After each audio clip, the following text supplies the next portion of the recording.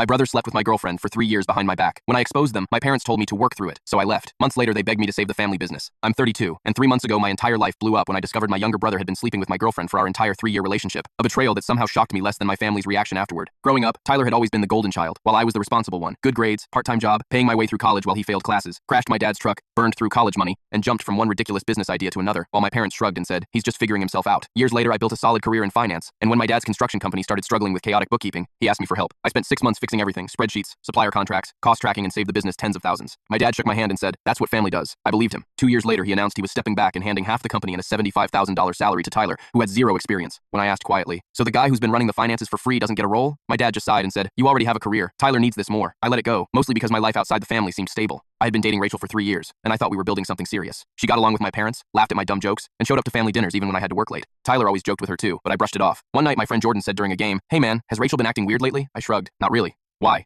He hesitated. I don't know. Just keep your eyes open. I laughed and said, you're paranoid. 3 months ago, I found out he wasn't. I was at my parents' house helping my dad with paperwork when I heard voices upstairs, Rachel's voice and Tyler laughing. I stood outside the bedroom door frozen. After a minute, I quietly pulled out my phone and recorded. Then I left without saying a word. That night, I checked Rachel's laptop while she was in the shower and found thousands of messages between them, going back almost to the beginning of our relationship. One message read, your brother is so boring. And Tyler replied, relax, he'll never find out. Another said, close call today, he almost caught me in the closet, lol. I sat there staring at the screen thinking, 3 years. When Rachel came out of the bathroom, she smiled and said, why are you still awake? I forced a smile back and said, just finishing some work. Instead of confronting her, I started planning. I signed a lease for a new apartment, separated my accounts, backed up every message and recording.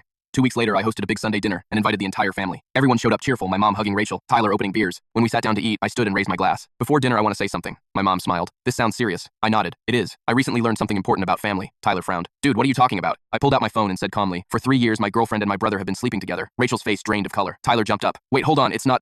I pressed play on the recording. The room went silent as their voices filled the room. When it ended, Tyler muttered, look, things just happened. I laughed. 3 years isn't just happened. That's a schedule. Rachel started crying. I was going to tell you eventually. I stared at her. You had 3 years to do that. The worst moment came next. My dad cleared his throat and said, let's calm down. We're family. We can work through this. I looked at him and said slowly, work through it? My brother slept with my girlfriend for 3 years. My mom added softly, Tyler made a mistake. I shook my head in disbelief. A mistake is forgetting milk at the store. This was a lifestyle. Tyler snapped. You're being dramatic. I walked to the door and opened it. Everyone out.